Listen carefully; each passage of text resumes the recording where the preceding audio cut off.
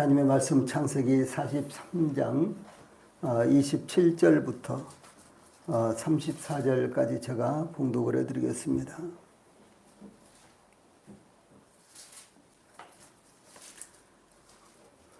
하나님의 말씀 창세기 43장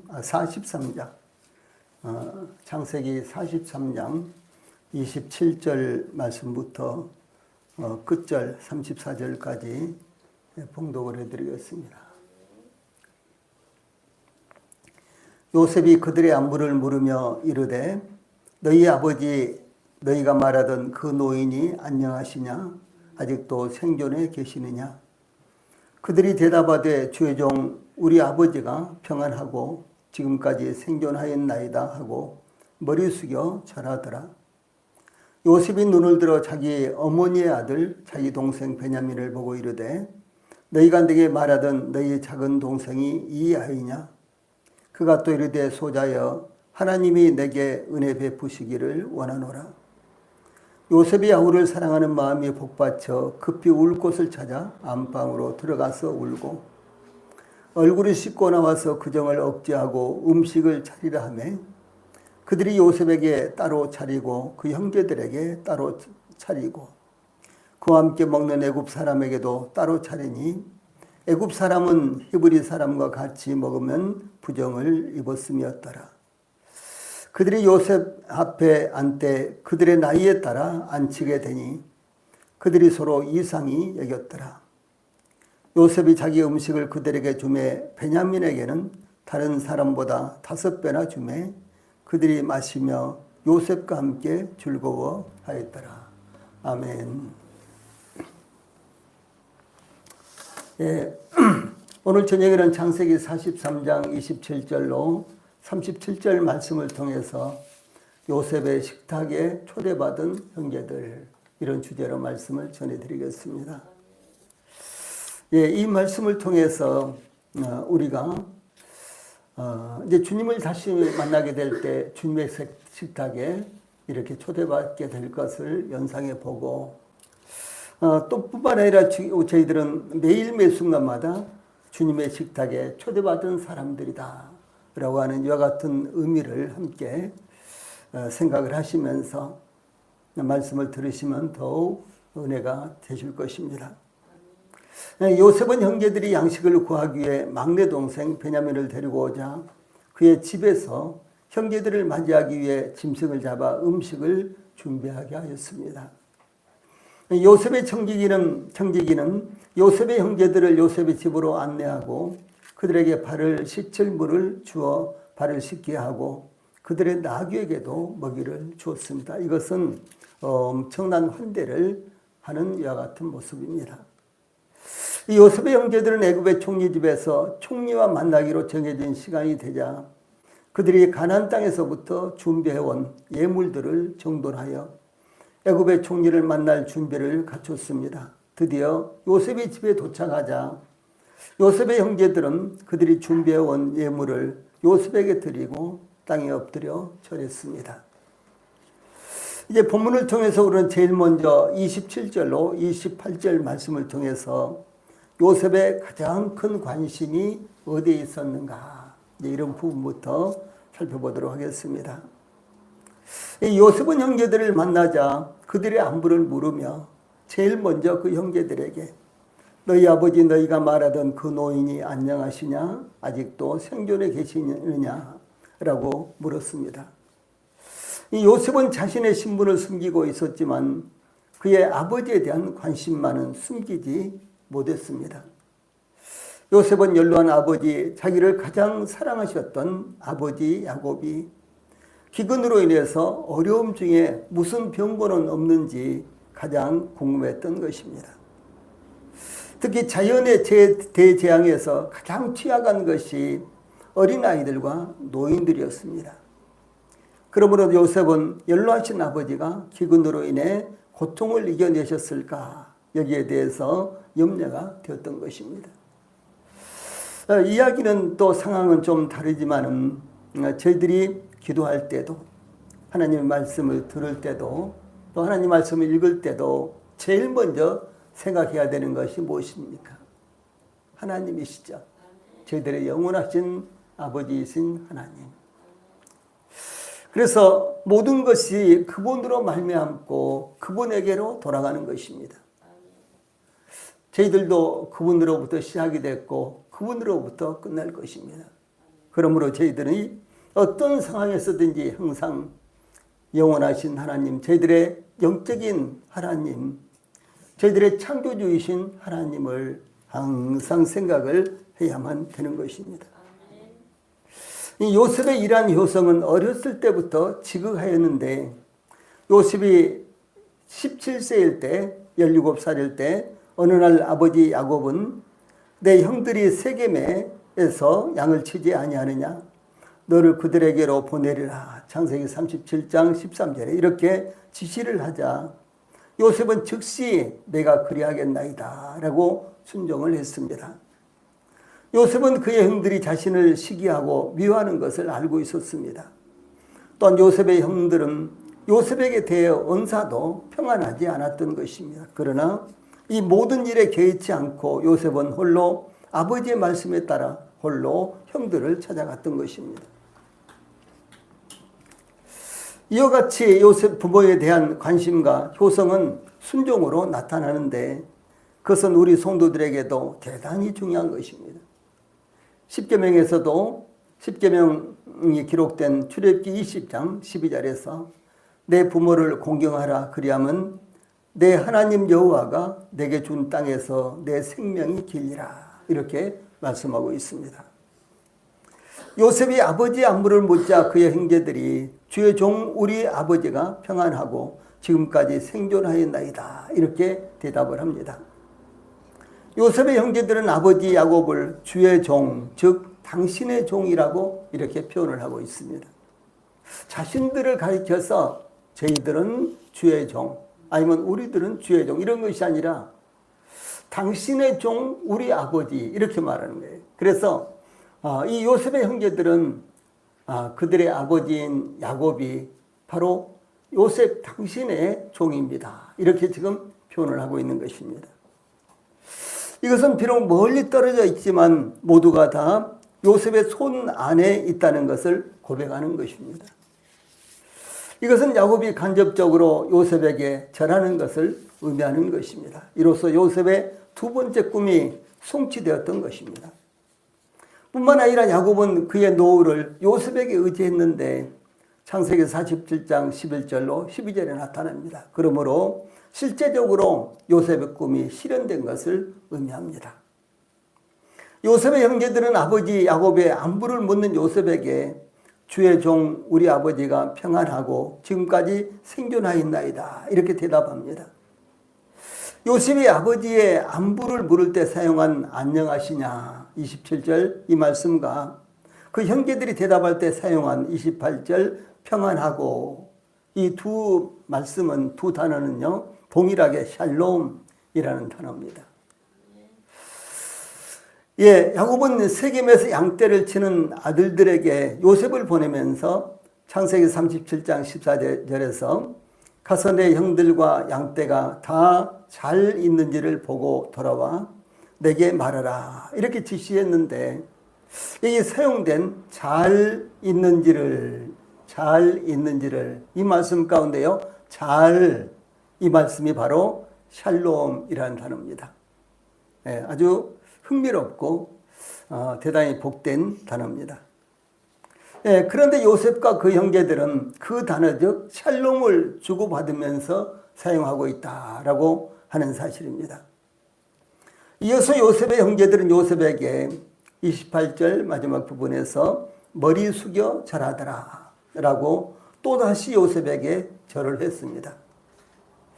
이로써 요셉의 형들은 1차로 양식을 구하기 위해서 왔을 때 창세기 42장 6절에서 요셉의 형들이 와서 그 앞에서 땅에 엎드려 절하매 이렇게 기록되어 있고요. 2차로 양식을 구하기 위해서 애굽에 내려와서 요셉 앞에 이르렀을 때 26절에서 예물을 그에게 드리고 땅에 엎드려 절하니 이렇게 했는데요. 이제 세 번째로 요셉에게 또 절을 하는 이런 모습이 나타나고 있습니다. 정말 이 말씀을 볼 때요. 요셉의 꿈이 문자 그대로 성취가 되는 이런 모습을 여기서 볼 수가 있는 것입니다. 이 요셉의 형제들은 요셉의 꾼 꿈 이야기, 즉 우리가 밭에서 곡식단을 묶더니 네 단은 일어서고 당신들의 단은 네 단을 둘러서서 절하더이다. 창세기 37장 7절 말씀이죠. 이렇게 했을 때 내가 웃고 참으로 우리의 왕이 되겠느냐, 참으로 우리를 다스리게 되겠느냐, 이렇게 하면서 요셉의 꿈과 그 꿈 이야기로 말미암아 요셉을 더욱 미워했습니다. 요셉의 두 번째 꿈, 요셉의 이 두 번째 꿈 이야기, 즉 내가 또 꿈을 꾼즉 해와 달과 11별이 내게 절하더이다. 이렇게 했을 때 아버지가 그를 꾸짖고 그에게 이르되 내가 꾼 꿈이 무엇이냐? 나와 내 어머니와 내 형들이 참으로 가서 땅에 엎드려 내게 잘하겠느냐? 이렇게 나무랬는데 그의 형들은 시기하되 그의 아버지는 그 말을 마음에 두었더라. 이렇게 증가하고 있습니다. 요셉의 꿈은 상식적으로 이루어질 수 없는 것이었습니다. 더구나 이 부족 사회에서는 이 자식들에게 서열대로 고난이 주어지기 때문에 11번째 아들이었던 요셉에게 그 형제들을 다스릴 고난이 주어진다는 것은 더욱 가능성이 없는 일이었습니다. 그런데 지금 요셉의 형제들은 그들이 전혀 생각지 못한 상황에서 요셉에게 3번씩이나 땅에 엎드려 절하고 있는 모습이 나타나고 있습니다. 이와 같이 하나님께서 주신 꿈은 이루어지는 것입니다. 아브라함이나 이삭이나 야곱이나 요셉이 살던 족장시대의 꿈은 하나님의 계시였습니다. 그러므로 하나님의 계시적 하나님의 말씀은 어떤 상황에서도 반드시 이루어진다는 것을 의미합니다. 선자 예레미야는 바벨론에 의해서 유다가 반드시 멸망당할 것이라고 예언할 때 왕과 방백들로부터 또 모든 유다인들이 다 받아들이지 않았습니다. 그러나 선지자 예레미야의 예언은 그대로 성취가 되었습니다. 또한 예수님의 탄생은 모든 유대인들이 깊은 잠에 빠져 있었지만 하나님께서 그 말씀하신 대로 베들레헴 마구간에서 구원자가 태어나게 하셨습니다. 천사는 양들을 지키는 목자들에게 나타나 누가복음 2장 10절로 12절에 보면 천사가 이르되 무서워하지 말라. 보라 내가 온 백성에게 미칠 큰 기쁨의 좋은 소식을 너희에게 전하노라. 오늘 다윗의 동네에 너희를 위하여 구주가 나셨으니 곧 그리스도 주시니라. 너희가 가서 강보에 쌓여 구유에 누워있는 아기를 보리니 이것이 너희에게 표적이니라. 이렇게 증가하고 있습니다. 강보에 쌓여 구유에 누워있는 아기, 이 아이가 바로 구주다라고 하는 사실이죠. 이것을 누가 믿겠습니까? 그래서 그 당시에 이제 성전에서 하나님을 백성들을 대표해서 대신해서 섬기던 제사장들이나 또 백성들의 대표자가 되는 장로들이나 혹은 백성들을 하나님의 말씀으로 일깨우고 가르치는 서기관들도 도저히 받아들일 수가 없었던 것이에요. 그러나 하나님의 말씀은 그대로 성취가 되는 것입니다.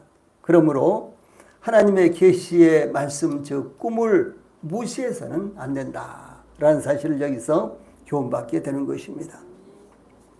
다음에 29절로 30절은 요셉의 동생 베냐민과의 조우가 해후 만나는 것이 나타나고 있습니다. 이미 요셉의 형들이 애굽에 내려와 요셉 앞에 섰을 때 16절에서 요셉은 베냐민이 그들과 함께 있음을 보고 이렇게 요셉이 베냐민을 알아보았다는 것이 나타납니다. 요셉이 베냐민과 조우하게 된 것은 무려 22년 만이었습니다. 아마도 요셉이 베냐민을 마지막으로 보았을 때에 베냐민이 한두 살 정도의 유아였을 것입니다. 그러므로 아마도 요셉이 베냐민을 알아봤던 것은 짐작이었을 것으로 보입니다. 이제 10명의 형제들 가운데 제일 어리니까, 그리고 나이 차이가 상당히 많은 아주 어린이니까, 그래서 요셉이 그 어린 저 청년이 바로 베냐민이겠다 이렇게 생각을 짐작을 했던 것입니다. 그러나 이제 성인이 된 베냐민을 알아본다는 것은 22년 만이니까 최소한도 베냐민은 23살, 4살이 되겠죠. 그렇기 때문에 알아본다는 것은 쉽지 않았을 것이고 아마 짐작이었을 것입니다. 그러므로 요셉이 눈을 들어 자기 어머니의 아들, 자기 동생 베냐민을 보고 이르되 29절 말씀 너희가 내게 말하던 너희 작은 동생이 이 아이냐 이렇게 구체적으로 묻는 것입니다. 이것은 틀림없는 사실을 확인하는 말이었습니다. 요셉은 이어서 베냐민을 향해 소자여 하나님이 내게 은혜 베푸시기를 원하노라 이렇게 축복을 했습니다. 22년 만에 만나는 만남, 22년 만에 만나는 그 만남에서 첫 마디가 자기 동생을 축복하는 이와 같은 축복이었어요. 우리 성도님들도 이런 이제 축복을 할 수 있었으면 참 좋겠어요. 혹시 이런 관계가 아니더라도 새해가 되어서 가족들이 이제 한 자리에 앉았을 때 먼저 하나님의 이름으로 이렇게 축복하고 한 해를 시작하고 이렇다면 참 얼마나 우리 그리스도인으로서 멋지고 좋겠어요. 그런데 유대인들은 일반적으로 하나님의 이름을 들어서 이렇게 축복을 한답니다. 그래서 저희들도 그렇게 하면 참 좋겠죠. 여기에서 소자여라고 이렇게 불렀는데 이 호칭은 아들 혹은 조카라는 뜻인데 손 아래 사람을 친근하게 부를 때 사용하기도 하는 말입니다. 예수님께서도 가끔 이 호칭을 사용하셨는데 중풍병자를 고치실 때 마태복음 9장 2절, 마가복음 2장 5절에서는 소자야 안심하라 내 죄 사함을 받았느니라 이렇게 말씀하시는 내용이 나타납니다. 또 제자들에 대해서도 마태복음 10장 42절에 이 제자도에 대해서 가르치실 때 또 누구든지 제자의 이름으로 이 작은 자, 이 소자예요. 작은 자로 이렇게 번역이 됐는데 구번역은 소자입니다. 이 작은 자 중 하나에게 소자 중 하나에게 냉수한 그릇이라도 주는 자는 내가 진실로 너에게 이르노니 그 사람이 결탄코 상을 잃지 아니하리라. 마태복음 10장 42절에 이런 말씀이 있습니다. 우리 성도들이 서로를 살피고 서로를 섬기는 것은요 하나님이 절대로 잊지 아니하십니다. 또 뿐만 아니라 우리 교회와 전혀 관련이 없다고 할지라도 복음을 위해서 수고하는 성도들이 있다면 정말 불행한 처지에 있다면 예수 그리스도의 이름으로 아주 작은 이와 같은 물질이라도요 그 물질이라도 그것으로 돕는다면 하나님께서 결코 잊지 아니하십니다. 아니 그들을 위해서 저희들이 기도하고 있다면요 그 기도를 하나님이 절대로 잊지 아니하십니다. 하나님이 이렇게 주 예수님께서 이렇게 약속해 주셨습니다. 요한복음 13장 33절에서 주 예수님께서 이제 제자들을 떠나시기 직전에 소자들아 작은 자들아 내가 아직 잠시 너희와 함께 있겠노라 이렇게 말씀하셨는데 예수님께서 이와 같이 소자라고 말씀하신 것은 아주 다정스럽게 다감하게 그래서 마치 자녀들을 부르듯이 이렇게 부르는 호칭이다라고 하는 사실입니다. 그러므로 요셉이 그의 유일한 동복 형제이자 친동생인 베냐민에 대해서 이렇게 부른 것은 각별한 애정과 친근감으로 인해서 자연스럽게 이와 같이 불렀을 것으로 이렇게 볼 수가 있습니다. 요셉은 베냐민을 향해서 소자여 하나님이 내게 은혜 베푸시기를 원하노라 29절 마지막 부분이죠. 이렇게 축복을 했는데 원문에는 히브리어 원문에는요 소자여 하나님이 내게 은혜 베푸시기를 원하노라 이 말씀이 원문에는 하나님이 내게 은혜 베푸시기를 내 아들아 이렇게 되어 있어요. 무엇이 다릅니까? 예, 우리 번역은 소자여 이렇게 되어 있는데요. 히브리어 원문은 하나님이 내게, 이것이 먼저 나온다는 거죠. 하나님이요. 예, 그래서 요셉이 자기 동생 베냐민에게 했던 첫 마디는 하나님이었습니다. 네, 첫 마디가 하나님이었어요. 예. 요셉에게는 그의 생애와 그의 가족들과 그의 동생 베냐민에게도 하나님이 가장 중요했던 것입니다.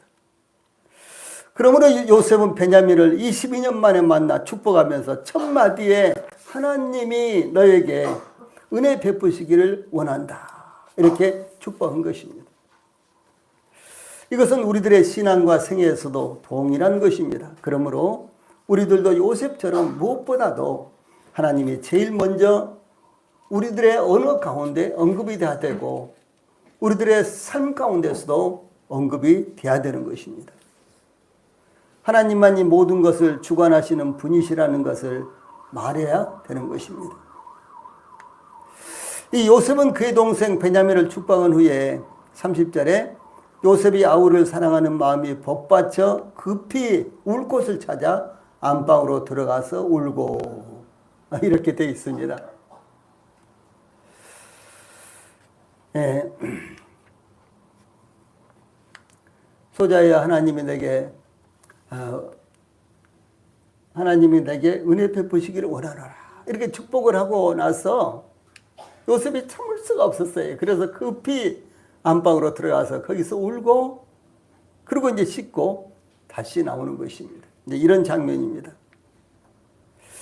여기 마음이 복받쳐, 이 말씀은요, 뭐 타는 듯 하여, 이렇게도 번역이 됐어요.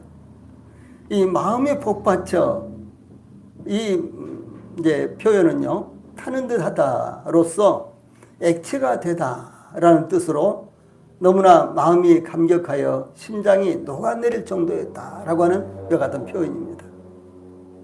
즉 요셉은 22년 만에 그의 동생 베냐민을 보았을 때 주체하기 힘들 정도의 애정을 의미하는 것입니다.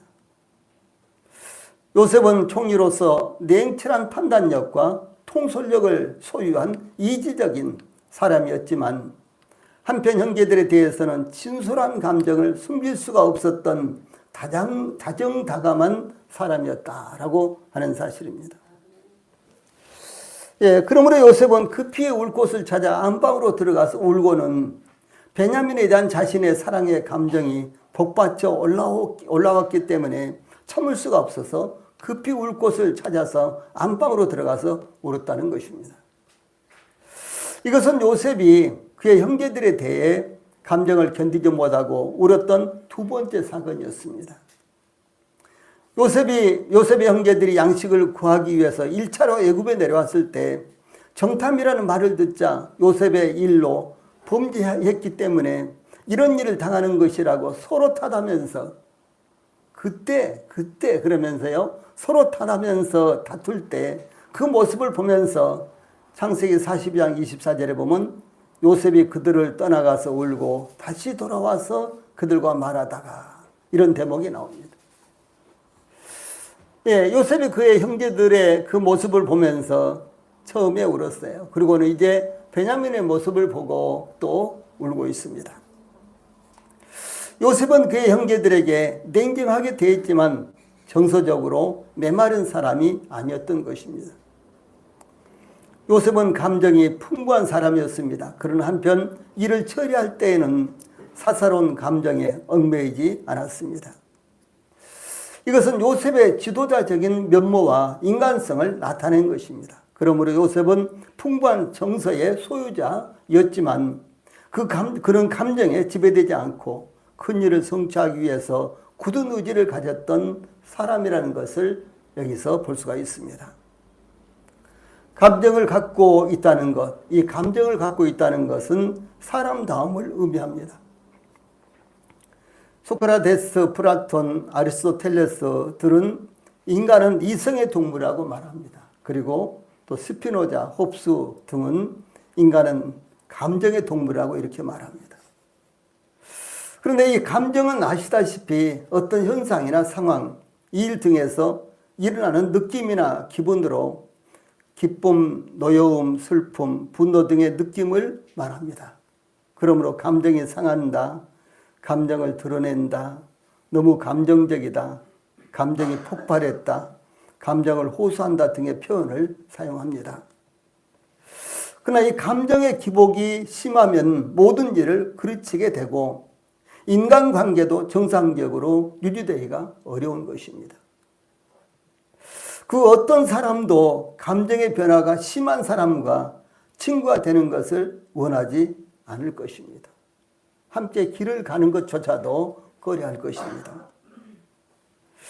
그런데 요셉은 감정이 풍부한 사람이면서도 그 감정을 차지할 줄도 다스릴 줄도 아는 사람이었다라는 것이 여기서 요셉의 그 훌륭한 인격이 나타나고 있는 것입니다. 예, 그러므로 요셉은 지도자로서 차지를 갖춘 사람이었습니다. 우리 성도들도 풍부한 감정을 가져야 되는 것입니다. 그러나 그 감정을 아무 때라도 노출시키면 안 되는 거예요. 더더구나 감정 폭발 뭐 이런 거 있죠. 그것은 절대로 해서는 안 됩니다. 예. 저는 지금까지 살아오면서 가족들에게도 그랬고 교회에서도 때로는 그랬고 감정을 억제하지 못하고 폭발을 많이 했어요. 제가 인격적으로 그런 부분에 있어서 굉장히 이제 모자란 사람이었습니다. 그래서 감정을 억제하지 못하고 감정을 그대로 노출시킨다든가, 그런 일로 인해서 다른 사람을 어렵게 만든다든가 그런 경우도 많이 있었는데, 그 당시에는 제가 아주 잘하고 있다고 생각을 했어요. 그런데 10년, 20년이 지나오고 그래서 뒤돌아보니까 그때는 내가 잘한 것이 아니더라고요. 논리적으로는 잘했지만은 그러나 상황적으로는 내가 잘한 것이 아니었다. 이렇게 생각이 들었습니다. 그래서 우리 성도들 풍부한 감정을 갖는 것은 참 좋습니다. 그건 인간적입니다. 그러나 그것을 적절하게 노출시키기도 하고 숨기기도 하고 그래야 된다라고 하는 사실이죠. 요셉은 복받쳐 오르는 감정을 억제할 수 없어서 급히 안방으로 들어가 울고 얼굴을 씻고 나와서 그 정을 억제하고 음식을 차려라 이렇게 지시하죠. 그 정을 억제하고 이제 정상적으로 자기가 해야 될 일을 이제 추진하고 있는 이와 같은 모습을 볼 수가 있습니다. 이와 같이 저희들도 감정이 풍부하여 때로는 울고 웃을 수 있어야 하지만 한편 감정을 억제할 수 있어야 한다라고 하는 것을 여기서 배우게 되는 것입니다. 다음에 32절로 34절 말씀은 이제 식사 자리가 이 식탁에 앉게 되는 이와 같은 모습이 나타나고 있습니다. 요셉의 음식을 차리라고 지시하자 그들이 요셉에게 따로 차리고 그 형제들에게 따로 차리고 그와 함께 먹는 애굽 사람에게도 따로 차리니 애굽 사람은 히브리 사람과 같이 먹으면 부정을 입었음이라. 32절에 이렇게 되어 있죠. 애굽 사람의 방식대로 식사 자리를 마련한 것을 볼 수 있는데 이것은 요셉이 아직도 그 형제들에게 자신의 신분을 숨기며 밝히지 않고 있는 것을 의미합니다. 요셉이 이와 같이 아직도 그의 형제들에게 그의 신분을 숨기지 않는 것은 그 형들의 진실한 회개가 이루어졌다고 생각하지 않고 있기 때문인 것입니다. 여기에 요셉의 형들은 요셉을 구덩이에 던지고 그들끼리 앉아서 음식을 먹었다라는 내용이요. 창세기 37장 25절에 나옵니다. 참 얼마나 몰인정한 사람들인지. 그렇죠? 아버지가 특별히 사랑하고 아끼는 그 아들을 죽이기 위해서 구덩이에 빠뜨려 놓고 자기들은 그 옆에서 자기들끼리만 음식을 먹고 있는 그런 모습이 창세기 37장에 나타납니다. 그러나 요셉은 애굽 사람들이 히브리인과 식탁을 함께하면 부정을 입는다고 생각했기 때문에 형제들과 자신을 분리했지만 형제들에게 음식을 먹도록 나눠줬습니다. 애굽인들은 음식을 만들어 히브리인들에게 팔고 나눴지만 그러나 식탁은 함께하지 않았습니다. 그러므로 그 식사 자리에는 요셉과 그의 형제들과 애굽 사람들이 세 무리가 되어서 함께 있었던 것입니다. 이 요셉과 애굽 사람들도 따로 앉았어요. 그것은 요셉은 총리였고 애굽 사람들은 그 수하에 있는 뭐 종들이라든가 청지기라든가 이런 사람들이었기 때문에 자리를 함께하지 않았던 것입니다. 예, 이와 같이 애굽인이나 히브리인이나 그들이 구분하는 관점에서 이방인과 함께 식사를 하지 않는 이유는 이방신과 관련된 음식을 먹게 될 가능성이 있기 때문이므로 이방신과 관련된 음식을 먹는 것은 사실상 우상숭배로 간주되었기 때문에 그렇습니다. 즉 이방인과 함께 식사를 하게 되면 이방신에게 제사한 음식을 먹을 수 있기 때문이었는데 이 고린도 교회의 가난한 성도들은 이방신에게 제사한 후 시장에서 나온 고기를 사다 먹음으로 문제가 되었습니다. 즉 이방신에게 제사한 고기는 싼 값에 판매가 되었기 때문에 가난한 성도들은 애용할 수밖에 없었던 것입니다. 우리 성도들이 여러 번 들으셔서 알고 계시겠지만 고린도에는 아프로디테라는 여신의 신전이 있었습니다. 그 신전은 얼마나 컸는지 거기에 종사하는 여사제들만도 1000명이나 됐습니다. 그러므로 세계 각지에서 이 아프로디테 여신에게 제사를 하기 위해서 계속해서 몰려들었기 때문에 그곳에서 제사는 소위 희생제사를 드리는데 그 제물들을 그 안에서 다 소화할 수가 없어요. 이제 곧 4월 초파일이 되는데 절에 가면 그야말로 이렇게 막 시루떡을 해가지고 잔뜩 쌓아놓고 뭐 고기도 잔뜩 삶아서 이렇게 막 쌓아놓고 그러면서 혹시 지나가는 사람도 불러다 놓고 그냥 떡을 이렇게 주면서 들고 드시고 하세요. 막 이렇게 이제 뭐 배포하고 그런 날이 이제 4월 초파일입니다. 예.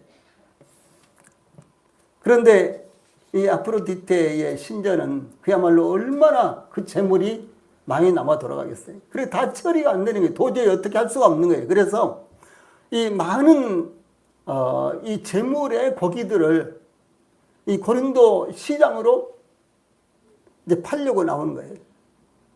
그러면 자연스럽게 뭐 반값이라든가 뭐 이렇게요. 아주 싼 값에 나온 것입니다. 근데 고린도 시에서 살고 있는 이와 같은 서민들은 어떻게 되겠습니까?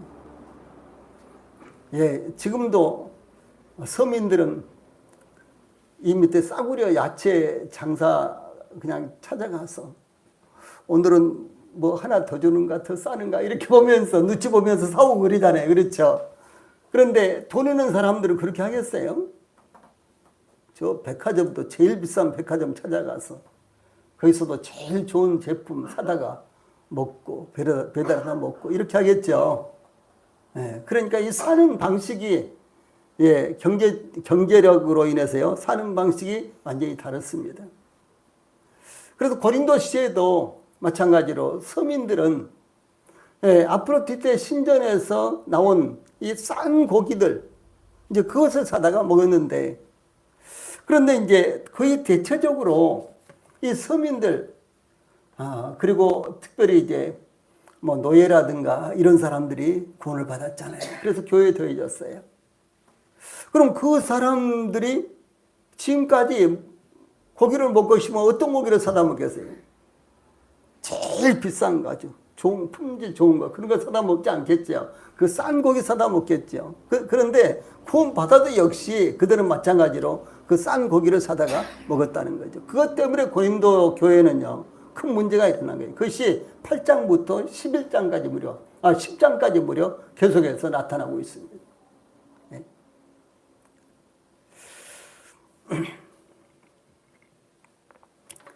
그런데 이제 이와 같이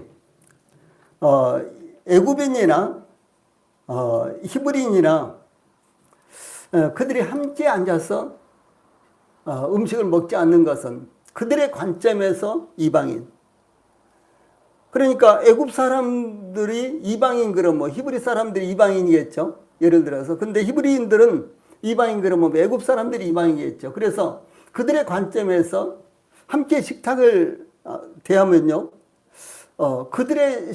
그들이 제사 지는 음식을 먹게 되므로 결국은 우상 숭배의 죄에 빠진다라고 이렇게 생각했기 때문에 함께 식탁을 하지 않은 거였어요.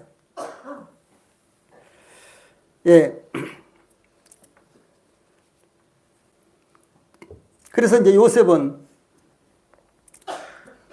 이제 이런 문제 때문에 아주 신중하게 형제들을 한 무리로, 그리고 또 자기는 독자적으로, 그리고 또 애굽 사람들 자기의 시종들은 또 한 무리로 이렇게 이제 식탁을 이제 마련했다는 거죠. 그리고 이제 요셉은 형제들이 식탁에 앉는 것을 신중하게 이 나이 순서대로 자리를 배치했는데 33절에 보면 그들이 요셉 앞에 앉되 그들의 나이에 따라 앉히게 되니 그들이 서로 이상히 여겼더라 이렇게 증가하고 있습니다. 아니 자기들이 누가 형이고 둘째고 셋째고 이런 이야기는 안 했는데 식탁에 당신은 여기 그 다음에 당신은 그 두 번째 이렇게 이제 딱 지적을 해주거든요. 딱 보니까 나이 순서대로 돼 있는 거예요. 이랬을 때 얼마나 신기하게 생각하겠어요. 네, 그래서 이상히 여겼더라 이렇게 생각한 것입니다. 그 형제들이 이와 같이 이상하게 여긴 것은 애굽 총리의 웅장한 저택이나 그들에게 내놓인 풍성한 음식이 아니었습니다. 그들을 잘 알고 있는 것처럼 나이 순서대로 앉도록 배치했기 때문이었습니다. 애굽의 총리가 자신들과 상의하지 않고 나이대로 앉힐 수는 없을 것입니다. 그러나 애굽의 총리인 애굽은 정확하게 그들을 나이 순서대로 배치했습니다. 이것이 우연일 수가 있을까? 그들이 서로 이상히 여겼더라. 이것은 그 형제들이 애굽의 총리인 요셉에 대해서 신비감을 더욱 증폭시켰다라고 하는 사실입니다. 요셉이 자기의 정체에 대해서 말하지 않고 형제들에게 자신이 누구인지 힌트를 주었을까요? 요셉은 그 형제들의 참된 회개를 이끌어내기 위해서요, 자신을 숨기면서 신비감을 증폭시키고 있었던 것입니다. 무엇인 거는 이 애굽의 총리는 다 알고 있어. 애굽의 총리는 아무것도 숨길 수가 없어. 세상의 애굽의 총리는 우리들의 나이까지도 다 알고 있는 거야. 이런 신비감, 이것을 요셉은요 그 형제들에게 심어주기 위한 것이었습니다.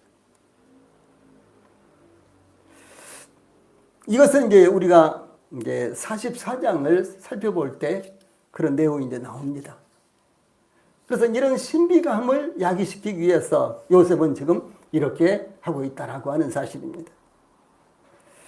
이어서 요셉이 그의 동생 베냐민에게 어떻게 대하는지 증가하고 있습니다. 34절에 요셉이 자기 음식을 그들에게 주매 베냐민에게는 다른 사람보다 5배나 주매 그들이 마시며 요셉과 함께 즐거워하였더라. 이 요셉이 그의 형제들에게 베푼 식사의 성격이 단순히 한 끼의 식사에 불과한 것이 아니라 잔치와 같은 것이었습니다. 그들이 마시며 요셉과 함께 즐거워하였더라. 이 마지막 부분에 이런 말씀이 나오죠. 이 말씀은 직역을 하면 이렇게 말씀이에요. 그들이 마셨고 그와 함께 취하였다. 이런 의미입니다. 그러니까 이것은 단순히 함께 식사를 하는 것이 아니라 그야말로 잔치를 하면서 먹고 또 먹고 마시고 또 마시는 이런 모습입니다. 그러므로 활기가 넘쳐나고 배부르게 먹고 마시고 취하였던 것입니다.